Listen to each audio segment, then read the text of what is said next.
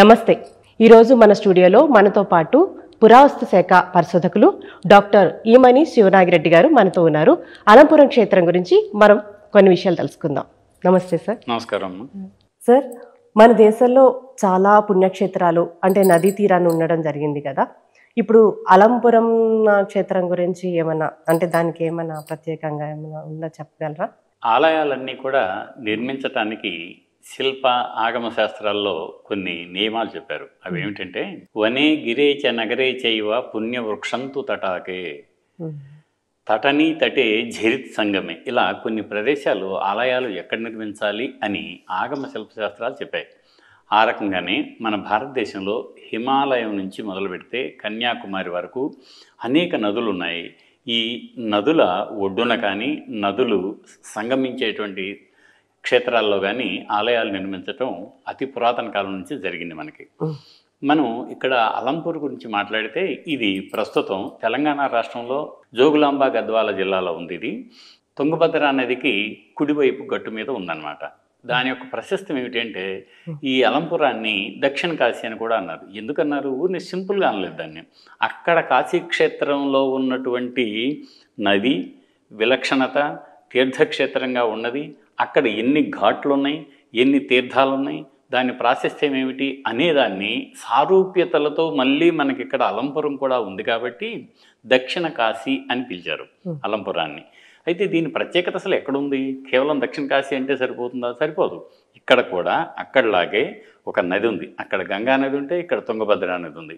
అక్కడ 64 ఘాట్లు ఉంటే ఇక్కడ కూడా 64 ఘాట్లు ఉన్నాయి. అక్కడ 18 తీర్థాలు ఉంటే ఇక్కడ కూడా 18 తీర్థాలు ఉన్నాయి.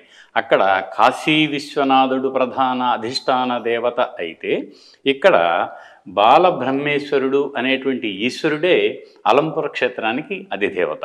మరి అక్కడ అమ్మవారు అన్నపూర్ణాదేవి, కాశీ అన్నపూర్ణ అంటాం కదా మనం, అలాగే మరి ఇక్కడెవరు అమ్మవారు? యోగినిగా ప్రసిద్ధి చెందిన జోగులాంబ. అందుకనే అలంపుర క్షేత్రం అనగానే జోగులాంబ గుర్తుకొస్తుంది. ఆ జోగులాంబ వెనుక ఒక చాలా కథ ఉందన్నమాట. అది కూడా అది మనం ముచ్చటించుకుందాం. అయితే ఈ కేవలం జోగులాంబ అనగానే దానికి అంత ప్రాశస్త్యం వచ్చిందా? కాదు. ఆ అలంపుర క్షేత్రం తీర్థక్షేత్రం అంటారు. క్షేత్రం అనగానే ఏదైనా ఒక స్థలం స్థావరం, కానీ తీర్థక్షేత్రం పుణ్యక్షేత్రం ఈ రెండు రకాల ఈ రెండు పదాలు ఉన్నాయి మనకి. పుణ్యక్షేత్రం అనేది ఏమిటంటే ఏదైనా ఒక పెద్ద ఋషి కానీ లేక ఒక ప్రామాణికమైనటువంటి సనాతన ధర్మానికి సంబంధించిన క్షేత్రాన్ని మనం ఏమంటాం? పుణ్యక్షేత్రం అంటాం. అది ఒక చెట్టుతో కూడా సంబంధించి ఉండవచ్చు. కానీ తీర్థక్షేత్రం అనేది మాత్రం అక్కడ నీరు ఉన్నప్పుడు మాత్రమే. విజయవాడ కనకదుర్గాలయం, శ్రీశైలంలో ఉన్నటువంటి మల్లికార్జునాలయం, ఇవన్నీ నీటి ఒడ్డున ఉంటున్నాయి. అంటే తీర్థం, తరత్యనేతీతి తీర్థం అంటారు. అంటే మిమ్మల్ని తరింపజేసేది ఏముందో దాన్ని తీర్థం అంటారు. అలాంటి తీర్థం ఒడ్డునే ఆలయం ఉంది కాబట్టి తీర్థక్షేత్రం అంటారు. అలంపురం కూడా కాశీ విశ్వనాథుని ఆలయం ఎలా గంగా తీరం మీద ఉందో ఇక్కడ కూడా బాలబ్రహ్మేశ్వర ఆలయం ప్రధాన అధిదేవతగా గల నవబ్రహ్మాలయాలు తుంగభద్రా నదీ తీరంలో తీర్థక్షేత్రంగా భాసిల్లుతోంది. ఇది దీని ప్రత్యేకత. అలంపురంలోని నవబ్రహ్మలు అంటారు కదా, అది ఎందుకంటారు? ఎస్, చాలా మంచి ప్రశ్న ఇది.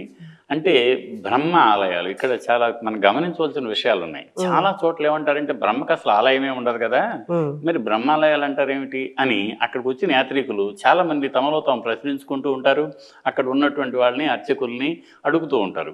అలాగే మనకి గుంటూరు జిల్లాలో చేబ్రోలు అని ఒక ఊరు ఉంది, గుంటూరుకు పక్కనే. ఆ చేబ్రోల్లో అక్కడ కూడా సేమ్ బ్రహ్మేశ్వర ఆలయం ఉంది.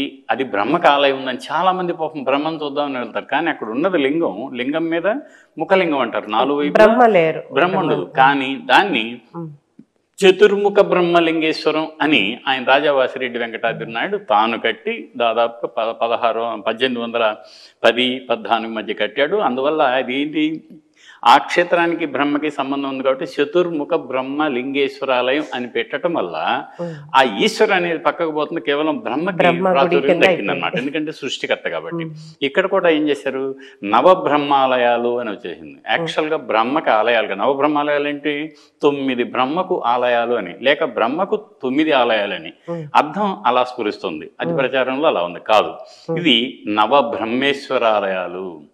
బ్రహ్మ ఈశ్వర ఆ ఈశ్వరుని ఆలయాన్ని బ్రహ్మ కట్టాడు కాబట్టి దానికి బ్రహ్మేశ్వరాలయం అని పేరు వచ్చింది. ఎందుకంటే చాలామంది భీమేశ్వరాలయం మీరు చూస్తూనే ఉంటారు, బేతేశ్వరాలయం, రాజులు తమ పేర్ల మీద రాజరాజేశ్వరాలయం ఎక్కడ మన తంజావూరులో రాజరాజ మొదటి చోళుడు తాను ఒక అద్భుతమైనటువంటి ఆలయాన్ని కట్టించాడు కదా, తన పేరు మీద రాజరాజేశ్వరాలయం అయింది అది.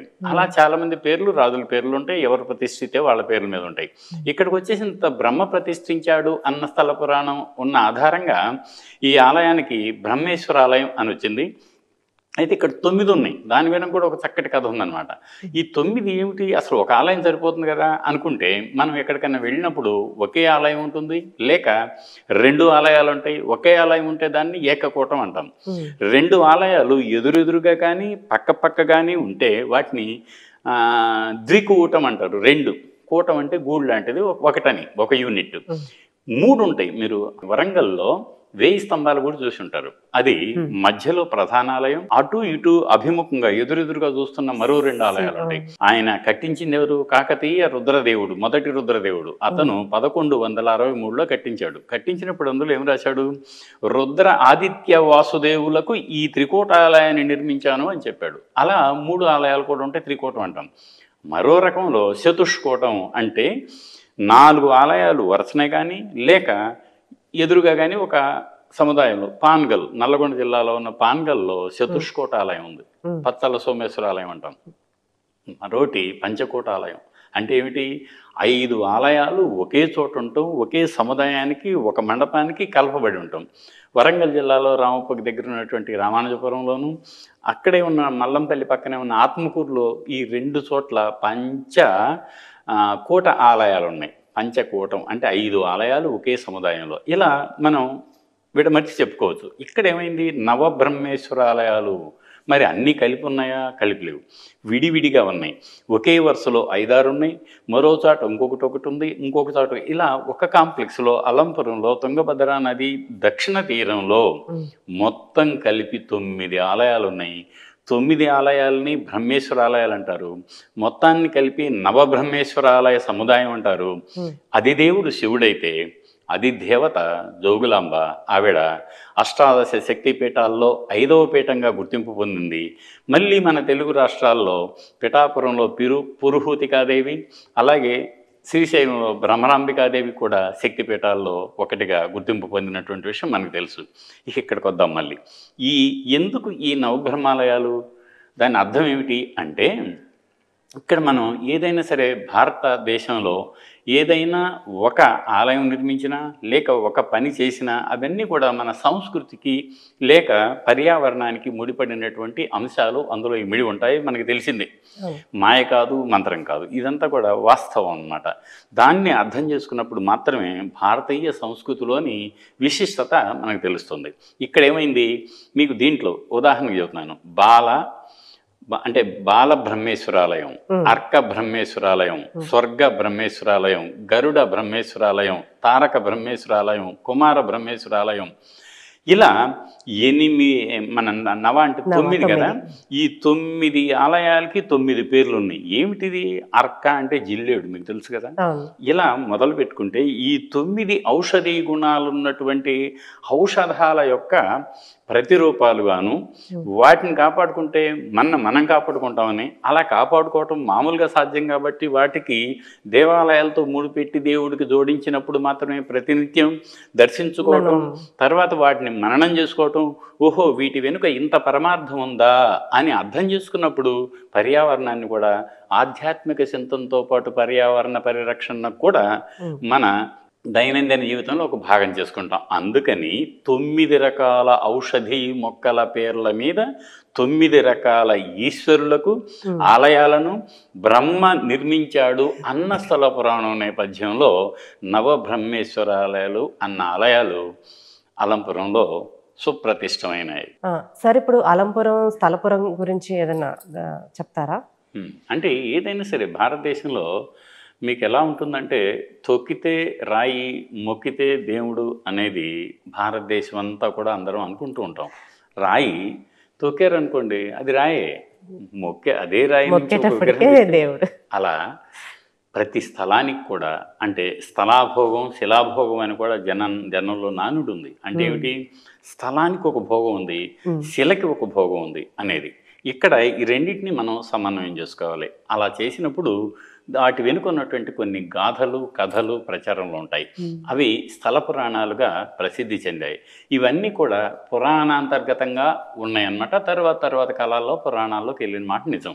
అయితే ఆ ఊరిని కట్టలేదు, దీని వెనుక పెద్ద కథ ఉంది అని చెప్పినప్పుడు మాత్రమే అక్కడికి వెళ్ళినటువంటి యాత్రికులు కావచ్చు, లేక భక్తులు కావచ్చు, ఆ తీర్థక్షేత్రంతోనో పుణ్యక్షేత్రంతోనో ఆలయ క్షేత్రంతోనో వాళ్ళు కనెక్ట్ అవుతారనమాట. అందుకని అలా ఈ అలంపురంలో 4-5 కథలు ఉన్నాయి, 1 కాదు 2 కాదు. వీటిని స్థల పురాణం అని కూడా చెప్పుకోవడానికి వీలుంది. గతంలో ఇక్కడ అలంపురంలో గడియారం రామకృష్ణ శర్మ గారని ఒక సుప్రసిద్ధ చరిత్ర పరిశోధకుడు, శాసన పరిశోధకుడు, అన్నిటికీ మించి సంస్కృతి పట్ల మమకారం కలిగిన వాడు, సుజాత అనే ఒక పత్రికను నడిపాడు. ఆయన ఈ అలంపురం దేవాలయాల మీద విస్తృతంగా పరిశోధనలు చేసి ఈ అలంపుర క్షేత్ర మహాత్మ్యం అనే ఒక చిన్న పుస్తకం రాశారు. దాంట్లో మనకెవరికి అప్పటి వరకు అందుబాటులో లేనటువంటి ఈ స్థల పురాణాన్ని అందులో అందించారు. వాటి ప్రకారం ఏమిటి అంటే అక్కడ ఉన్నటువంటి ఆలయాలు అసలు ముందుకు వెళ్తే బ్రహ్మేశ్వర ఆలయాలు కదా. మొదటి కథ ప్రకారం బ్రహ్మ ఆయన శివుడి కోసం తపస్సు చేస్తున్నాడంట. తపస్సు చేసిన తర్వాత ఆ నది ఒడ్డునే శివుడు ప్రత్యక్షమై, అయ్యా నీకేం కావాలో కోరుకో అంటే, ఏం అక్కర్లేదు, మీరే నాకు ఏదైనా వరం ప్రసాదించండి అని బ్రహ్మ అడిగాడంట. అయితే రేపటి నుంచి సృష్టి కార్యక్రమానికి నువ్వే అధిపతివి, ఈ విశ్వాన్ని సృష్టించు అని అధిదేవత అయినటువంటి శివుడు ఆయనకి చెప్పాడని, అందువల్ల ఆయన ఏం చేశాడు, కృతజ్ఞతగా తాను ఈశ్వరుడికి ఆలయాలు నిర్మించాడని, బ్రహ్మ ఈశ్వరుడికి ఆలయాలు నిర్మించాడు కాబట్టి అది బ్రహ్మేశ్వరాలయం అని పిలువబడిందని, ఆ తర్వాత మిగతా ఆలయాలు కూడా అక్కడే వచ్చి అవి కూడా బ్రహ్మేశ్వరాలుగానే కొనసాగాయని మొదటి కథ. ఇక రెండవ కథ ఏమిటి అంటే, ఆ ఊళ్ళో ఒక ఆవిడ ఉంది, ఆవిడ పేరు పుణ్యవతి. ఈ పుణ్యవతి అనే ఆవిడ ఏం చేసిందంటే, నాకు ఒక మంచి కుమారుడు కలగాలి అని ఆవిడ పాపం యవ్వనవతి అయిన తర్వాత మనసులో అనుకొని ప్రతినిత్యం శివుని గురించి ప్రార్థిస్తూ ఉంటుంది. ఆవిడకి ఒకనాడు కలలో శివుడు నువ్వు అనుకున్నట్టుగానే కుమారుడు పుడతాడంటే చాలా రూపలావణ్యంతో అందమైన అంగపుష్టి కలిగిన అద్భుతమైన కుర్రవాడు జన్మించాడు. ఆ కుర్రవాడు జన్మించాడులే అన్న ఆనందంతో ఆవిడ వీధులంతా తిరుగుతుంటే ఆ ఊళ్ళో వాళ్ళంతా అయ్యో అసలు తండ్రి లేకుండా పిల్లగాడు ఎట్లా పుట్టాడని గేలి చేయటం మొదలుపెట్టారు. ఆ పిల్లగాడిని వాళ్ళ అమ్మని వెలివేశారు. అదే ప్రదేశం నుంచి వెలివేస్తే ఆవిడ మళ్ళీ శివుడికి మళ్ళీ ప్రార్థించడం మొదలుపెట్టింది. శివుడు ఇంకా ప్రార్థించడం మొదలుపెట్టిన తర్వాత, నాయన నువ్వు కూడా శివుని గురించి తపస్సు చేయని చెప్పింది కొడుకు చెప్పిన తర్వాత ఆ కొడుకు ఘోరమైనటువంటి తపస్సు చేసిన తర్వాత శివుడు ప్రత్యక్షమైన తర్వాత, అయ్యా నన్ను అందరూ ఇలా అంటున్నారు, మమ్మల్ని ఏం చేయమంటారు అని ఆయన అడిగినట్లు అడిగితే ఏం చెబుతాడంటే, నువ్వు ముందు అక్కడికెక్కడికి ఒక అడవుల్లోకి సంచరిస్తూ ఉండు, నీకు ఒక సిద్ధుడు కనిపిస్తాడు, ఆ సిద్ధుడు కనిపించిన తర్వాత మిగతా కార్యక్రమం ఆయన చూసుకుంటాడు అని శివుడు ఉద్బోధించాడని. ఈయన అప్పుడు అడవులకు వెళ్తే అక్కడ ఒక రససిద్ధుడు, ఆయన పేరేమిటి, రససిద్ధుడు, మామూలు సిద్ధుడు కాదు, రససిద్ధుడు అంటే ఆల్కెమిస్ట్. అంటే ఆకులను పసరగా చేసి పసరును కొంచెం 2-3 రకాల పసర్లను కలిపి ఇనుము మీద పోస్తే ఆ ఇనుము బంగారంగా మారేటువంటి ఒక విద్యని రస విద్య అంటారు. మనకి ఆ శాస్త్రానికి సంబంధించినటువంటి రసరత్నాకరం అనే పుస్తకం కూడా అందుబాటులో ఉందన్నమాట. దీంట్లో ఎంతవరకు నిజం అనేది మనం చెప్పలేం, కానీ అలా ఉంది. ఆ నేపథ్యంలో ఆ రససిద్ధుడు ఇతనికి ఎదురైన తర్వాత, అయ్యా మమ్మల్ని ఇలా అంటున్నారు, మేమిక తట్టుకోలేనటువంటి అవమానాన్ని భరిస్తున్నాం, దీంట్లోంచి ఉపశమనం కలిగించండి, దానికోసం ఏం చేయమంటారంటే, నువ్వు ఆలయాలు మేము ఎలా కడతాం, మా దగ్గర ఏం లేదు కదా అంటే, నా దగ్గర సిద్ధ వైద్యం ఉంది కదా, నేను నీకు బంగారం ఇస్తాను, ఆ బంగారంతో నువ్వు ఆలయాలు కట్టు అని అన్నాడని ఆయన వచ్చి ఈ అలంపురంలోని 9 ఆలయాలు అప్పటికే ఉన్నటువంటి కట్టాడని, అప్పటి నుంచి బ్రహ్మేశ్వర ఆలయాలుగా పూజ పొందుతుందని వీళ్ళిద్దరికి కూడా ఈ ఆలయాలు నిర్మించినటువంటి ఈ కుర్రవాడిని వాళ్ళ అమ్మను కూడా ప్రజలు గౌరవించటం ప్రారంభించారు అన్నది మరో కథ. దీంట్లో ఇంకొకటి దీనికి కొనసాగింపుగా మరో కథ ఉంది. ఇదంతా కట్టిన తర్వాత నాస్తికుడైనటువంటి ఒక రాజు, అతని పేరు విలసత్ అంట. విలసత్ అంటే హాయిగా నవ్వటం ఎప్పుడు ఆహాహా అనుకుంటా నవ్వుతారే వాళ్ళని. అలాంటి ఒక రాజు ఏమిటి వీడు ఈ గుళ్ళు కట్టడం, అసలు దేవుడే లేనప్పుడు గుళ్ళు ఎందుకు కట్టాలని ఉన్న పలంగా కూలగొట్టించాడంట.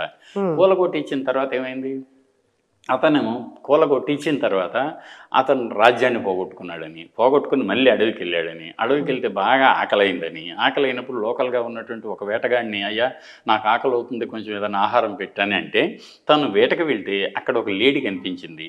లేడీని కొయ్యబోయిన తర్వాత, వేట ఆడబోయిన తర్వాత, వద్దు నా ఇంటి దగ్గర చిన్నపిల్లలు ఉన్నారు పాలు ఇచ్చి వస్తాను అని చెప్పింది. మళ్ళీ రాకపోతేనే ఇది అప్పుడు ఆవు కథలా హాయిగా అంతే సేమ్. అలా అన్నప్పుడు అక్కడి నుంచి లేదు నేను తప్పనిసరిగా వస్తాను, నా బిడ్డకి పాలిచ్చి వస్తాను, రాకపోతే ఈ విలసత్ రాజుకే గతి పెట్టిందో నాకు కూడా అదే గతి పడుతుంది అని అనుకుంటుంది. అయితే తర్వాత ఏమైంది, ఇది పాలిచ్చింది వచ్చింది, ఈలోపు ఎందుకు ఇంతసేపు అయింది నాకు ఆహారం తేలేదని కోపగించినటువంటి ఈ విలసత్ రాజుతో వేటగాడు లేదు వచ్చేసింది అని చెబుతాడు. ఎక్కడుందో నాకు చూపిస్తున్న అబద్ధం చెబుతున్నా అంటే అదిగో లేడీ అక్కడ ఉంది. ఆ లేడీ ఏం చేసింది, అమ్మ నిన్ను ఇదిగో ఇతని కోసమే బలిస్తున్నాను నువ్వు అంగీకరించావు కదా అని అన్నప్పుడు, ఈ రాజును చూడటానికి అయ్యో ఇతను ఆలయాలన్నీ నాశనం చేశాడు, కూలగొట్టాడు, ఇతను దైవద్రోహి, అతని ముఖం నేను చూడను అని ఆ లేడీ తన ముఖాన్ని పక్కకు తిప్పుకుందని, అలాంటి సందర్భంలో తాను తన తప్పు తెలుసుకొని నేను చాలా తప్పు చేశాను, ఇక ముందు ఈ తప్పు చేయను, ఈ లేడీ నాకొద్దు, తనకు చిన్న పిల్ల ఉంది వెనక పంపించేయండి, నేను కూడా ఆలయాలను కూలగొట్టాను వాటిని మళ్ళీ పునరుద్ధరిస్తాను, నా పాపానికి పరిహారం నేనే చేసుకుంటాను అని వచ్చి మళ్ళీ కూలగొట్టిన ఆలయాల స్థానంలో అద్భుతమైన ఆలయాలను నిర్మించాడు అన్నది మరో కథ. ఒక మూడో కథ ఇంకోటి ఉంది. అదేమిటి అంటే మీ అందరికీ తెలుసు రేణుక ఎల్లమ్మ. ఈ రేణుక ఎల్లమ్మ కథలు మనకు ప్రతి ఊర్లోనూ ఉంటాయి. ఎల్లమ్మ కథ లేని గ్రామం ఉండదు. పరశురాముడు తండ్రి జమదగ్ని భార్య రేణుకమ్మ. ఆ రేణుక ఏం చేస్తుంది, ప్రతిరోజు అలంపుర క్షేత్రంలోనే వాళ్ళు ఉండేవాళ్ళని. అయితే ఈ జమదగ్ని ప్రతి నిత్యం ఆయన హాయిగా అప్పుడే నదీ క్షేత్రం అంటే నదిలో నుంచి తెచ్చిన నీళ్లతో ఆయన పూజ చేస్తూ ఆయన కార్యక్రమాన్ని ప్రారంభించుకుంటాడనమాట. దానికోసంగా రేణుక ప్రతిరోజు తుంగభద్ర తీరం వెళ్తుంది. వెళ్ళిన తర్వాత ఆవిడ మట్టి ఇసుక కలిపినటువంటి కుండను అప్పటికప్పుడు తయారు చేసుకొని ఆ నీటిని తీసుకొచ్చి ఈవిడికి అందిస్తే ఆ నీటితోనే అర్ఘ్యం ఇచ్చి ఈయన పూజా కార్యక్రమాలు ప్రారంభించడం ఆనవాయితీ. ఒకరోజు వెళ్ళింది ఈవిడ. ఎప్పుడైతే నదికి వెళ్ళిందో అక్కడ మంచి యవనంలో ఉన్న ఒక నవ రాజదంపతులు స్నానం చేసే దృశ్యాన్ని ఈవిడ చూసింది. ఈవిడికి మనసు చెలించింది. ఈ చెలించిన విషయంతో తాన ప్రాతిపత్యానికి అలా అనుకోవటం కూడా చూడటం కూడా తప్పే కదా అన్నటువంటిది పాతివత్య భంగంగా అనుకుంది. ఇక మనసు నిలకడలేదు. ఈ కుండని చేయలేకపోతుంది ఆవిడ. ఎందుకు ఆలస్యమైంది, మీ అమ్మ నీళ్ళు తీసుకురాలేదని ఈయన జమదగ్ని తన కొడుకైన పరశురాముడిని అడుగుతాడు. పరశురాముడు ఏమంటాడు, తెలియదు నాకు, అమ్మ వెళ్ళింది తెస్తుందని చూడండి, ఏది చూడు ఒకసారి అంటే ఆమె ఒట్టి చేతులతో ఇంటికి వస్తుంది. ఈయన పరశురాముడు తండ్రి జమదగ్ని అలా చూస్తే ఇలా అంతకుముందు ఆవిడ చూసిన దృశ్యం తర్వాత ఈవిడ అయ్యో తప్పు చేశాను కదా అనుకోవటం, అయినా ప్రయత్నించి కుండని చేయలేకపోవటం తనకి కళ్ళ ముందు కనిపించినాయి. అయినా తప్పే కదా అని ముందు నువ్వు మీ అమ్మని తల నరికేయమంటాడు పరశురాముడిని. కొడుకులు నలుగురు ఉంటారు, అదే అందరు కొడుకులు ఉంటారు, వాళ్ళని కొట్టమంటే ఎవరు ముందుకు రారు. పరశురాముడు అయ్యో తండ్రి ఆజ్ఞను జవదాటమా, అమ్మాయి కాదు ఎవరైనా సరే చంపేస్తాను పోయి ఆమెని ఖండిస్తాడు. తల ఒక చోట మొండి ఒక చోట పడుతుందన్నమాట. ఖండించాడు, అయిపోయింది. జమదగ్ని అనుకోండి, ఎస్ నేను చెప్పినట్టు నా ఆజ్ఞని వీడు పాటించాడు, వీడికి ఏదైనా వరం ఇవ్వాలని, నాయన నీకేం వరం కావాలో కోరుకుంటాడు, నాకు ఇంకెందుకు నాయన మా అమ్మని చంపాను కదా మళ్ళీ బతికించంటాడు. ఆ బతికించడానికి ఎంత ప్రయత్నించినా కూడా తలక్కడ మొండెం ఎక్కడ ఉండి రెండు అతుక్కోవు. అలాంటప్పుడు ఏమంటాడని తెలుసా, ఇది ఇక అతుక్కోదు కానీ తల రేణుక ఎల్లమ్మగాను మొండెం భూదేవిగాను పూజలు అందుకుంటుంది అని అంటారు అని చెబుతాడనమాట. సరే అని నమస్కరిస్తాడు కొడుకు. ఆ తర్వాత అది అలంపూర్లో ఉన్నటువంటి నగ్న కబంధ, తల లేని నగ్న కబంధ ఇప్పటికీ అలంపూర్లో ఒక దేవతగా పూజలు అందుకుంటూనే ఉంటుంది. మరోపక్క ఇలా తలతో రేణుక ఎల్లమ్మ కూడా అలా ఉంటుందన్నమాట. సో ఇది ఒక కథని అలంపురానికి జోడించారు. అందుకని రేణుక ఎల్లమ్మ కథకు ఆది అలంపురం. ఇప్పుడు కూడా ఉందంటారు. ఇప్పటికీ చాలా మంది అక్కడ దాన్ని ఆవిడని ఏమంటారంటే, పిల్లలు పుట్టిన వాళ్ళు అక్కడికి వెళ్ళి ఒకరోజు రాత్రుల పూట అక్కడ గడిపి ఆ తర్వాత అమ్మవారిని దర్శించుకొని ఉమ్, దానికి మరొకటి కార్యక్రమాన్ని జోడించి అక్కడికి వెళ్ళిన వాళ్ళకి పిల్లలు పుడుతున్నారు అనేది ఒక సంప్రదాయం ఉందని అంటారు. అది ఉమ్. శాస్త్రబద్ధంగా అది నిలబడకపోయినా సంప్రదాయం ఇంకా కొనసాగుతుంది. సార్ అంటే ఈ టెంపుల్కి ఇన్ని కథలు ఉన్నాయి, ఉమ్. కానీ ఒక్కటి కూడా ఇంతవరకు మాకు పూర్తిగా తెలిసింది లేదు. అయితే ఈ టెంపుల్కి ఉన్న స్థల పురాణం చెప్పండి, అసలైన కథ ఇప్పుడు మనం మామూలుగా చెప్పుకునేది. ఆహా, చరిత్ర అంటారా? చరిత్ర ఓ, అండి. చాలా చరిత్ర ఉంది. ఎందుకుంది చరిత్ర అంటే, ఎక్కడైనా సరే మీకు ఏ క్షేత్రానికైనా స్థల పురాణం ఒక పార్శ్వం అయితే ఉమ్, అది ఆ ఆలయ నిర్మాత ఎవరు, ఎప్పుడు కట్టారు, నిర్మించిన శిల్పి ఎవరు, ఏ కాలంలో అది ప్రాచుర్యానికి వచ్చింది, అక్కడ జరిగే ఉత్సవాలు ఏమిటి, ఎందుకు ఇప్పటికీ అప్పటి ఉత్సవాలు కానీ ఆ వైభవం కానీ ఇంకా కొనసాగుతుంది అనేది భారతీయ సంస్కృతిలో ఉన్నటువంటి గొప్ప లక్షణం. ఉమ్, ఈ అలంపురానికి కూడా మీరు క్రీస్తు శకం 3వ శతాబ్దం నాటి రుద్రపురుషదత్తుడి శాసనంలో, అంటే ఇక్ష్వాకు రాజు, ఉమ్. హలంపురం అనే మాట వస్తుంది ఒకటి. హలంపురం, ఇది అలంపురం. ఇది అలంపురం. అయితే హలం అంటే ఆయన 10,000 నాగళ్లను దానం చేశాడు ఆయన. హల హలం అంటే సహస్ర దున్ని ఆ, దుక్కుది. అని ఆయన దానం చేశాడు. హలం అంటే నాగలు కదా, నాగలి. దానం చేశాడని అలా అవుతుంది. లేక ఆ దానం చేసిన ప్రదేశం హలంపురం అయి ఉండొచ్చు, తెలీదు. అది 3వ శతాబ్దం.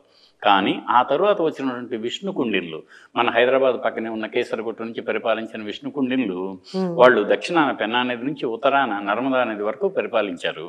వాళ్ళ కాలంలో ఇటుకతో ఆలయాలు నిర్మించారు. ఆ ఇటుక ఆలయాలు కొన్ని మనకి కేసరగుట్టలో ఉన్నాయి, మిగతా చోట్ల కూడా ఉన్నాయి. ఇక్కడ కూడా జోగులాంబ ఆలయం కింద ఇటుకతో నిర్మించిన ఆలయాల యొక్క అవశేషాలు బయటకు వచ్చాయి. కాబట్టి విష్ణుకుండిల కాలంలో కూడా అలంపురం ఒక తీర్థక్షేత్రమే అని చెప్పొచ్చు మనం. కానీ వాస్తవానికి ఇప్పుడు మనం చూస్తున్నటువంటి ఈ నవబ్రహ్మేశ్వరాలన్నీ కూడా బాదామి చాళుక్యుల కాలంలో నుంచి కట్టినవే. బాదామి చాళుక్యులు అనగానే మనకు బాగా గుర్తుకొచ్చే వ్యక్తి 2వ పులకేశి. ఆయన క్రీస్తు శకం 610 నుంచి 642 వరకు పరిపాలించాడు. ఎక్కడి నుంచి? బాదామి నుంచి, ఐహోలు, ఆ 2 ఊళ్ళ నుంచి. అందుకని ఆయన ఏం చేశాడంటే ఇదంతా జయిస్తూ ఉత్తరాన హర్షవర్ధను కూడా జయించాడు. తర్వాత తీరాంధ్రాన్ని జయించాడు. ఇక వెనక్కి వెళ్ళిపోతాడు. అంటే వెళ్ళేటప్పుడు మీకు తీరాంధ్రంలో తన తమ్ముడైన కుబ్జ విష్ణువర్ధన్ పెట్టి ఆయన వెనక్కి వెళ్ళిపోయి కర్ణాటక నుంచే పరిపాలిస్తూ ఉంటాడు. అప్పటికి ఈ మొత్తం భూభాగం అంతా కూడా చాళుక్యుల కిందే ఉంది. వాళ్ళని బాదామి చాళుక్యులు అంటాం. బాదామి నుంచి పరిపాలించారు కాబట్టి. బాదామి అనేది వాతాపి గణపతి భజే అని మీకు హంసధ్వని రాగంలో ఒక కీర్తన ఉంది కదా, అది యాక్చువల్గా ఏమైందంటే దాని వెనక్కి కూడా ఒక కథ ఉంది. మళ్ళీ అలా ఆ కథకు పోతే ఇది మనకి ఎక్కువ అవుతుంది కదా. అందువల్ల నేనేం చెబుతానంటే ఈ బాదామి చాళుక్యులు నిర్మించినటువంటి ఆలయాలు ఇవి. ఎవరు నిర్మించారనేది కూడా వివరాలు చెబుతాను. ఈ ఆలయాలకు విశిష్టత ఏమిటి అంటే, అప్పటికే వాళ్ళ రాజధాని అయినటువంటి బాదామిలోను, ఐహోల్లోను, పట్టడకల్లోను, మహాకోటలోను, ఈ 4 మహానగరాల్లో నిర్మించిన ఆలయ వాస్తుశైలి అదే ప్రాంతంలో, ఇది వారి కంట్రోల్లోనే పశ్చిమ ఆంధ్ర తీరం అంటాం దాన్ని, పశ్చిమ ఆంధ్ర దేశం, ఇప్పుడు తెలంగాణ, ఆ తెలంగాణలో నుండి భూభాగం కూడా అప్పుడు బాదామి చాళుక్యుల కింద ఉండేది. వాళ్ళు ఏం చేశారు, అక్కడేం కట్టారో ఇదే ఒక శైలి ఉంటుందన్నమాట. ఈ శైలిని ఏమన్నారు తెలుసా? ఇవన్నీ కూడా నాగర అంటారు. ఏమిటి నాగరం అంటే, ఇప్పుడు మనం అక్కడ చూస్తున్నామే, అదిగో మనం అనుకున్నటువంటి ఆలయం కూడా నాగరం. నాగరం అంటే ఏమిటో తెలుసా? కింద నుంచి జన్మాది స్తూపి పర్యంతం యుగాశ్రం నాగరం భవేత్ అంటారు. అంటే కింద పునాది నుంచి పై వరకు, శిఖరం వరకు, శిఖ వరకు అది కనుక సదరంగా, ఇప్పుడు ఇది సదరంగా ఉంటే దాన్ని ఏమన్నారు? నాగరం అన్నారు. మళ్ళీ ఈ నాగరంలో 2 రకాలు. ఒకటి కాదంబ నాగరం. కాదంబ అంటే మీకు అక్కడ కర్ణాటకలో కాదంబాస్ అని వాళ్ళు కొంతమంది రూల్ చేశారు. కాదంబ రాజులు వాళ్ళు ఒక ఆలయ రీతిని డెవలప్ చేశారు. దాన్ని కాదంబ నాగర అంటారు. వీళ్ళు బాదామి చాళుక్యులు రేఖానాగరం అంటారు. రేఖానాగరం అంటే ఏమిటి? Parabolic structure. ఒక 2 బొంగుల్ని ఇలా మీరు అలా కట్టారనుకోండి, ఇలాంటి ఆకారం వస్తుంది. పారాబోలిక్ అంటారు ఇంగ్లీష్లో. దాన్ని రేఖానాగరం అంటారు అన్నమాట. ఆ రేఖానాగర పద్ధతిలో ఇక్కడ ఆలయాలన్నీ నిర్మించబడ్డాయి. ఒక్క తారక బ్రహ్మాలయం తప్ప. అది మళ్ళీ చెబుతాను. అయితే ఈ చారిత్రకు సంబంధించి మనం వస్తే, మీకు ఇందాక పులకేశి అని చెప్పాను కదా, ఆయన తర్వాత వచ్చినటువంటి మొదటి విక్రమాదిత్యుడు. ఆ మొదటి విక్రమాదిత్యుడు 655 నుంచి 680 వరకు పరిపాలించాడు ఆయన. ఆ కాలంలో మొట్టమొదట బాలబ్రహ్మేశ్వర ఆలయాన్ని ఆయనే నిర్మించాడు. ఏది? ఫిజికల్గా. స్థల పురాణాన్ని ఏమో అది నమ్మకం, ఫిజికల్గా నిర్మించాడు. అటు తర్వాత మళ్ళీ ఈయన చెప్పింది ఎవరిని చెప్పింది మొదటి విక్రమాదిత్యుడు. ఆ తర్వాత మళ్ళీ 7వ శతాబ్దపు పూర్వార్ధంలో వినయాదిత్యుడు అనేటువంటి ఒక రాజు మరికొన్ని ఆలయాలు నిర్మించాడు. ఆ తర్వాత విజయాదిత్యుడు, అద్భుతమైనటువంటి బాదామి చాళుక్య రాజు విజయాదిత్యుడు, అతనిది 74 పంక్తుల ప్రశస్తి శాసనం ఉంది అలంపూరు బాలపరమేశ్వర ఆలయ గోడ మీద. అద్భుతం అన్నమాట. ఆయన ఆ శాసనం చదివితే ఆనందం వేస్తుంది. 500 ఏళ్ల క్రితం కూడా ఇంకా ఇప్పటికి కూడా ఉంది అక్కడ. అంటే క్రీస్తు శకం 7వ శతాబ్దం ఉంది, అంటే ఇప్పటికి 1300 సంవత్సరాలు నాటిది కదా గుడి. అలా సో మీకు ఇప్పుడు నేను 3 రాజులను చెప్పాను. అలా ఈ చాళుక్యుల కాలంలో, బాదామి చాళుక్యుల కాలంలో 7, 8 శతాబ్దాల్లో నిర్మించబడ్డాయి 8 ఆలయాలు. 9వ ఆలయం వీళ్ళ తర్వాత వచ్చినటువంటి రాష్ట్రకూటులు, అంటే రాష్ట్రకూటులకు అక్కడ ధారావర్షుడు, ఆ తర్వాత 3వ గోవిందుడు శాసనాలు కూడా ఉన్నాయి అక్కడ అలంపూర్ మ్యూజియంలో. అంటే వీళ్ళు రాష్ట్రకూట రాజులు, వాళ్ళ కాలంలో ఒక ఆలయం నిర్మించబడింది. దాన్ని తారక బ్రహ్మాలయం అంటాం. అది ఈ కొన్నలో ఉంటుంది. అది దాక్షిణాత్య ద్రావిడ పద్ధతిలో ఉంటుందన్నమాట. దాక్షిణాత్యం ప్యూర్, ఈ గుడికి భిన్నంగా ఉంటుంది అది. ఇవన్నీ ఎలా ఉంటే అది మామూలుగా సదరంగా చక్కగా ఒక 2 అంతస్తులతో చిన్నగా ఉంటుంది అన్నమాట. అది ఉండదు, రాష్ట్రకూటుల కాలం నాటిది. ఇప్పుడు నేను చరిత్ర ఇంతవరకు. దీని తర్వాత ఏమైంది, కళ్యాణి చాళుక్యులు వచ్చారు. కళ్యాణి చాళుక్యులు అంటే కళ్యాణ కటకం నుంచి వాళ్ళు పరిపాలించారు కాబట్టి కళ్యాణి చాళుక్యులను రాష్ట్రకూటుల తర్వాత క్రీస్తు శకం 972 నుంచి 1200 వరకు వాళ్ళు పరిపాలించారు. వాళ్ళని కళ్యాణి చాళుక్యులు ఉన్నారు. వాళ్ళ కంట్రోల్లో ఇది వచ్చింది కాబట్టి వాళ్ళు కూడా అనేక ఆలయాలు అక్కడ నిర్మించారు. పాపనాశేశ్వర సముదాయం అని ఉంది, అది మొత్తం వాళ్ళు కట్టింది. ఊళ్ళో ఉన్నటువంటి ఆదిత్యాలయం, సూర్యుడికి బ్రహ్మాండమైన ఆలయం ఉంది, అది వాళ్ళు కట్టింది. ఇంకోటి నరసింహాలయం, యోగ నరసింహాలయం ఉంది, అది కళ్యాణి చాళుక్యులు కట్టింది. కాబట్టి ఈ మధ్యలో క్రీస్తు శకం 1199వ సంవత్సరం నాటి కాలాసూర్య శాసనం, అంటే కాలాచూరులు అనేవాళ్ళు మధ్యలో రూల్ చేసి వెళ్ళారు. మళ్ళీ క్రీస్తు శకం 1299 నాటి కాకతీయ ప్రతాప రుద్రుని శాసనం ఒకటి ఉంది. ఇంకా సమరాంగణ చక్రవర్తిగా బిరుదు పొందినటువంటి శ్రీకృష్ణదేవరాయలు 1526 నాటి ఆయన అంగరక్షకుడు, ప్రధాన ప్రతీహారుడైనటువంటి చంద్రశేఖర అవసరమైనటువంటి ఒక ఆయనది కూడా ఒక శాసనం ఉంది. 1526 నాటి రాగిరేగి శాసనం అక్కడే దొరికింది. ఇలా మొదలు పెడితే క్రీస్తుకు పూర్వం 3 నుంచి క్రీస్తు శకం 16వ శతాబ్దం వరకు ఇవి ఒక గొప్ప చారిత్రక క్షేత్రంగాను, ఈ ఆలయాలన్నీ కూడా ఆయా కాలాల్లో ఆయా వాస్తు శిల్పాన్ని ప్రతిబింబిస్తూ నిర్మించినవి అన్న సంగతి మనకు తెలుస్తుంది. అనేక శాసనాలు ఉన్నాయి, శిల్పాలు ఉన్నాయి, ఆలయం ఉంది. వీటిని తప్పనిసరిగా చూసి ఆ చరిత్రను తెలుసుకుంటే మన వారసత్వం ఇంత గొప్పదా అని అనిపిస్తుంది. ఆలయాల గురించి మాత్రమే చెప్పారు, ఈ వాస్తు శిల్పం గురించి అని చెప్పారు. ఇది కూడా మంచి ప్రశ్న. ఇందాక నేను అన్నట్టుగా ఆలయానికి వాస్తు శిల్పం, వాస్తు శిల్పం, వాస్తు శిల్పం, వాస్తు శిల్పం అంటే ఏమిటి? ఆర్కిటెక్చర్ని వాస్తు శిల్పం అని మనం అనుకుంటున్నాం, కానీ ఇక్కడ 2 రకాలు. వాస్తు అనేది ఏంటంటే వస్తురేవ వాస్తు అంటారు. అంటే వాస్తు అంటే నేను ప్లానింగ్ అనుకుంటాం మనసి, వస్తురేవ వాస్తు. అట్లా వాస్తు అనేది ఏమిటంటే వస్తు అంటే ఏమిటి? కట్టడం.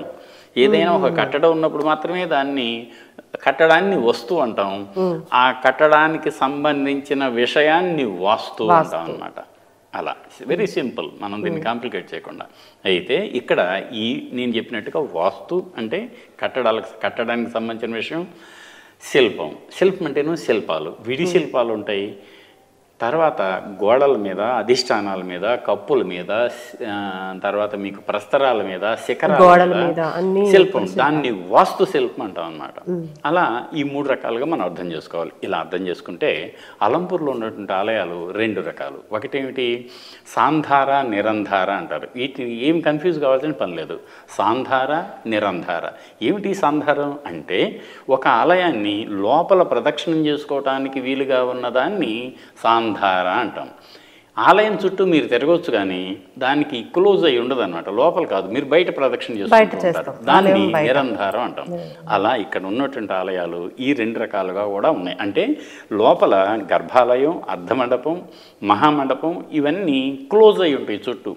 మీరు గర్భాలయం చుట్టూ లోపలే తిరగచ్చు, చుట్టూ క్లోజ్ అయి ఉంటుంది, అది ఒక రకం. అలా కాకుండా కేవలం గర్భాలయం, అర్ధమండపం అవన్నీ బయట కనిపిస్తూ ఉంటాయి మనకి, అలా నో క్లోజ్డ్ అన్నమాట, దాన్ని నిరంధారం అంటాం. ఇది ఉన్న రకాలు. అయితే అధిష్టానం, స్తంభవర్గం, ప్రస్తరం, శిఖరం, శిఖ, ఇట్లా ఆలయం యొక్క భాగాలు ఉంటాయి. ఇవన్నీ కూడా ఇక్కడ చాలా విలక్షణంగా, ఇందాక నేను చెప్పినట్టు రేఖానగరం వాస్తులో లక్షణం. దీంట్లో ప్రత్యేకతలు ఏమిటంటే కొన్ని ఆలయాలకు ముందు పోర్టికో మాదిరిగా ఒక 4 స్తంభాలు, అంటే ఇటు 3 6 స్తంభాలతో ఒక చిన్న పోర్టికో ఉంటుంది. ఆ పోర్టికోని ఏమంటారు, ముఖ చతుష్కి అంటారు అనమాట. పేర్లు కొన్ని ఉంటాయి, కన్ఫ్యూజ్ కావాల్సిన పని లేదు. అది మొట్టమొదటిసారి ఈ రెండు రాష్ట్రాలకు కలిపితే అలంపూర్లోనే ఈ విధానం, అంటే గుడికి ముందు ఒక పోర్టికో రావటం ప్రారంభమైంది. దాన్ని ముఖ చతుష్కి అంటాం. మరొక లక్షణం కూడా ఇక్కడే ప్రారంభమైంది. ఏమిటి అంటే ఆలయం పైన ఈ గర్భాలయం, విమానం అంటాం కదా మనం. విమానం అంటే ఏమిటి, ఈ ఆలయాన్ని మన 2 ఆలయం అనేది ఎలా ఉంటుందంటే గర్భాలయం, అర్ధమండపం, మహామండపం, ధ్వజస్తంభం, బలిపీఠం, గోపురం, ప్రాకారం, పరివారం, ఇట్లా రకరకాలుగా ఉంటాయి. మనం దాన్ని అవసరానికి తగ్గట్టుగా పెంచుకుంటూ పోతామమ్మా. మన కారు లేదు, గ్యారేజ్ అక్కర్లా. 2 కార్లు ఉన్నాయి, మీకు 2 రకాలు దానికి పెట్టుకోవడానికి కావాలి. అలా అవసరానికి తగ్గట్టుగా ఆలయం కూడా అర్చనలకు తగ్గట్టుగా పెరుక్కుంటూ పోయింది. ఇక్కడ నేను చెప్పదలుచుకున్న విషయం ఏమిటి అంటే పైన ఈ విమానం అని అంటామే. విమానం అని అన్నప్పుడు విమానం అంటే మనకు హాయిగా పైన పోయే విమానం అని అనుకుంటాం. ఎస్, నిజమేది. పైన ఏదైతే కప్పు పైన ఉంటుందో దాన్నే విమానం అంటాం. నానామాన విధానత్పాత్ విమానం పరికల్పయేత్ అని మాకు శాస్త్రంలో చెప్పారు. ఏ శాస్త్రంలో? శిల్పశాస్త్రంలో. అంటే ఏమిటి, నానామాన విధానత్పాత్ విమానం పరికల్పయేత్, అనేక రకాలైన కొలతలతో తీర్చిదిద్దిందే విమానం. విమానం వివిధ మానాలు, దాన్ని విమానం అంటాం. దీన్ని అంటాం గర్భాలయం మీద కట్టినటువంటి శిఖరాన్నే విమానం అంటాం. మరి ప్రవేశం ముందు కట్టేది గాలి గోపురం, గోపురం అంటాం అన్నాడు. గోపురం ఏమో మీకు ప్రవేశంలో ఉంటుంది, దాంట్లో నుంచి లోపలికి వస్తారు ఆలయంలోకి. వచ్చిన తర్వాత గర్భాలయంలో మీరు ప్రధాన మూల విరాట్ను మొక్కే దానిపైన ఉన్న దాన్ని విమానం అంటాం. ఇదిగో ఇక్కడి అలంపూర్ విమానాలకు ముందుకి, విమానానికంటే ముందుకి పొడుసుకొచ్చినటువంటి ఒక భాగం ఉంటుంది అర్ధమండపం మీద వరకు. దాన్ని ఏమంటాము, సుఖనాసి అంటాం. సుఖం అంటే చిలుక, నాసి అంటే ముక్కు, అంటే చిలుకకు ముక్కు పొడుచుకొని ముందుకు వస్తుంది కదా, అలా దీన్ని కూడా సుఖనాసి అని పేరు పెట్టారు. ఇది మొట్టమొదటిసారి ఈ 2 రాష్ట్రాల్లో కూడా నిర్మించినటువంటి ఆలయాల్లో మొదటిసారి ఇక్కడే ప్రారంభమైంది. ఇలా ఇంకా గోడల చుట్టూ అద్భుతమైనటువంటి అనేక కోష్టాలు. ఒక కోష్టం కాదు, కోష్టం అంటే గూడు అని. మామూలుగా ఆలయాలకి పంచకోష్టాలు ఉంటాయి. గర్భాలయాలకు 3, అర్ధమండపానికి అటోటి ఇటోటి. వీటిల్లో ఏ దేవతలు పెట్టాలో ఇవన్నీ కూడా మనకు పద్ధతి ప్రకారంగా ఉంటాయి. కానీ ఇక్కడ ఏమైంది, అసలు గోడ బయట అన్ని కోష్టాలే, అధిష్టానం మీద అద్భుతమైన బొమ్మలు. ఇవాళ క్యారికేచర్ అంటే మనం హాయిగా శ్రీధర్ వెనక కార్టూన్లు సరదాగా వేస్తూ ఉంటాడు. ఇప్పుడు ఎన్టీ రామారావు అంటే ముక్కు ఎంత పొడుగు పెట్టి గవకన ఒకటి వేయటం, అలాగే కేసీఆర్ గారిని కూడా అలాగే వేయటం, దాన్ని క్యారికేచర్ అంటాం మనం. ఈ క్యారికేచర్ ఇప్పటిది కాదు, ఎప్పటిదో అలంపూర్ దేవాలయాలకు వెళ్ళి అధిష్టానం మీద అలా ఒక్క చుట్టూ తిరిగి రండి, ఎన్ని రకాల క్యారికేచర్ బొమ్మలు ఉన్నాయి, ఎన్ని రకాల కార్టూన్లు బొమ్మలు ఉన్నాయి, శిల్పాలు. ఆశ్చర్యం వస్తుంది మనకి. ఎలిఫెంట్ని, ఒక ఏనుగు మొత్తం కలిపి ఇంతలో ఉంటూ ఏమిటి ఉంటుందో ఆశ్చర్యం అసలు. అది మనం ఒకే ఏనుగు ఇటుపక్క ముఖం ఉంటే ఇటు ఒక బాడీ ఉంటుంది, అటు ఒక బాడీ ఉంటుంది, పైన ఒక బాడీ ఉంటుంది, ఒకే తల 3 ఆకారాలు. ఎటు నుంచి చూస్తే అటు భ్రమాన్ని అనిపిస్తుంది మనకి. అంతటి శిల్పకళా నైపుణ్యాన్ని ప్రదర్శించారు చాళుక్య శిల్పులు. ఇంకా ఆలోచిస్తే ప్రధానంగా లోపల ఉండేదాన్ని సకలం, నిష్కలం అంటాం. సకలం అంటే షోడశ కళా సమన్వితంగా ఉన్నటువంటి అన్ని ముక్కు, ముఖం, అన్ని అంగాలతో ఉండేదాన్ని సకలం అంటాం మనం. అంటే ఒక విగ్రహం అన్నమాట, దాన్ని సకలం అంటాం. నిష్కళం అంటే ఏమిటి, అసలు కళలే లేవు కానీ విగ్రహమే. ఏమిటిది, లింగం. శివలింగాన్ని ఏమంటాం, నిష్కళం అంటాం. కళలు లేవు దాంట్లో, కళలు అంటే అంగాలు లేవు. నిష్కళం అంటాం దాన్ని. అలాగే సకల నిష్కలం అంటాం, అంటే లింగం మీద ముఖలింగం, దాని మీద శివుడు బొమ్మలు ఉంటాయి. లింగం, ముఖలింగం అంటాం మనం. అలా ఈ 3 రకాలు కూడా ప్రతిమా లక్షణం గురించి మనం తెలుసుకోవాలి. నలుగురు తెలియజేయలేదు అనుకోండి, ఊరికి గుళ్ళో పోవటం, కొబ్బరికాయ కొట్టుకోవటం, గుండు కొట్టుకోవటం, వెనక్కి రావటం, పోయి వచ్చాను అనుకోవటం కాదు కదా. మనం అక్కడికి వెళ్ళిన తర్వాత అది ఏమిటో తెలుసుకొని వస్తే మరింత ఆనందం ఉంటుంది, సంతృప్తి, దాని స్థాయి పెరుగుతుందన్నమాట. అలా ఇక్కడికి వచ్చేసిన తర్వాత వాస్తు గురించి చెప్పుకున్నాం కదా. మహామండపం ఉంది. అక్కడ మహామండపానికి స్తంభాలు ఉన్నాయి, ముందు ముఖ చతుష్క మండపం ఉంది. ఆ తర్వాత శిల్పానికి వస్తే మీకు ప్రతిష్ఠించినవేమో నిష్కళం, శివలింగాలు. కానీ ఆ ఆలయ స్తంభాల మీద, బయట గోడల మీద, అధిష్టానం మీద, కప్పుల మీద ఎంత అత్యద్భుతమైనటువంటి శిల్పాలు ఉన్నాయి. ఏ శిల్పాలు ఉన్నాయి? శివుడికి సంబంధించిన రూపాలు 18 రూపాలు ఉంటాయి శివుడికి. చంద్రశేఖర, ఉమామహేశ్వర, సోమాస్కంద, గజ సంహార, కాలారి, ఇట్లా రకరకాలు, త్రిపుర సంహార, నటరాజ ఉన్నాయా లేవా, భిక్షాటన, ఇలాంటి రూపాలన్నీ ఉన్నాయి అక్కడ. అద్భుతం అన్నమాట. ఇంకా లింగోద్భవం, శివుడు ఎలా ఉద్భవించాడో అది ఉంది. దానికంటే ఆశ్చర్యం ఏమిటంటే ఇంకా సమకాలీన జనజీవన విధానాన్ని ప్రతిబింబించేటువంటి దంపతుల శిల్పాలు. ఆ దంపతులు ఎలా ఉంటారు? ఒకరినొకరు బాగా ఇష్టపడుతున్నట్టు, ఆవిడేవిడో అలిగినట్టు, వీడు ఆమె గెడ్డం పట్టుకొని బతిమలాడుతున్నట్టు, రకరకాలైనటువంటి అప్పటి హావభావ రస సమన్వితమైనటువంటి భంగిమలన్నీ కూడా ఆ శిల్పాల్లో పొందుపరిచి మనకు అందించారు అలనాటి శిల్పులు. ఇది అటు వాస్తు, ఇటు శిల్పం, వాస్తు శిల్పం. నిజంగా చాలా ఆశ్చర్యంగా ఉందండి. 1700 ఏళ్ల క్రితమే ఇంత డిజైన్ చేసి అందులో అంటే ప్రతి ఒక్క కళలో కూడా మనం వాళ్ళు అలిగారా, ప్రేమగా ఉన్నారా, ఎలా ఉన్నారా అనే చిత్రాన్ని చూసి భావంతో అలా అంటే గుర్తుపట్టచ్చు అంటున్నారు కదా. దానికి కూడా మాకేం చెప్పారంటే, శిల్పి అనేవాడికి శిల్పీనాం యుక్తి భుక్తి మాచరేత్ అంటాడు. శిల్పికి యుక్తి ఉండాలి, ఇన్నోవేటివ్ స్కిల్ ఉండాలి. అంతేగాని ఊరికి మొద్దు మాదిరిగా ఏదో ఒకటి రాయిని లెవెల్ చేయటం కాదు. తను యుక్తి, ఇన్నోవేషన్, నిన్నటికంటే ఇవాళ ఎలా ఉందని అలా అనునిత్యం అలా చేయాలి కదా. అలా ఆయన చేసుకుంటూ ఉంటాడనమాట. అది దానికి మొట్టమొదటి ఉదాహరణ అలంపురం దేవాలయాలే. ఆ తర్వాత మళ్ళీ తూర్పు చాళుక్య దేవాలయాలు, ఆ కళింగంలో ఉన్నటువంటి ముఖలింగం దేవాలయాలు, ఇంకా చాలా వచ్చినాయి. తర్వాత మళ్ళీ అటు మీకు అనంతపురం పోతే హేమావతి అనే ఒక ఊరు ఉంది, అక్కడ అద్భుతమైన శిల్పాలు ఉన్నాయి. ఇలా చాలా విషయాలు మనం చెప్పుకోవచ్చు సార్.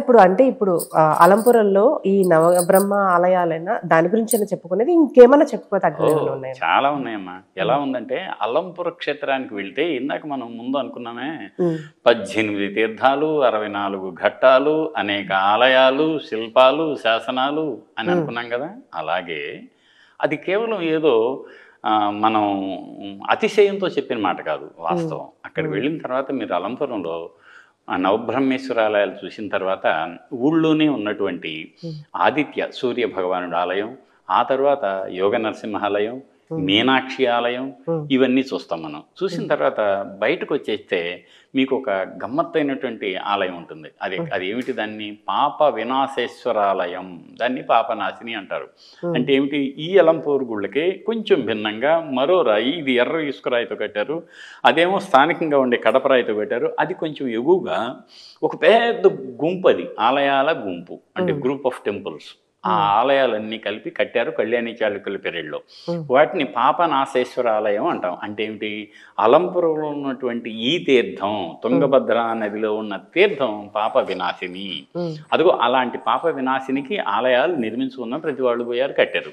దాన్ని పాపనాశేశ్వర ఆలయం అంటాం. అవి కూడా ఈ శ్రీశైలం ఇంటి ముప్పు ప్రాంతంలో మునిగిపోతే వాటిని తీసి ఎగువన పునర్నిర్మించారు. చాలా బాగుందన్నమాట. ఇది కేంద్ర పురావస్తు శాఖ వారు నిర్మించారు.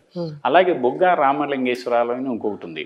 అది ఎండోమెంట్ వాళ్ళు నిర్మించారు. నేను అప్పుడు అలంపూర్లోనే పనిచేసేవాడిని, నేనే ఓడి తీసా, నేనే కట్టాను దాన్ని.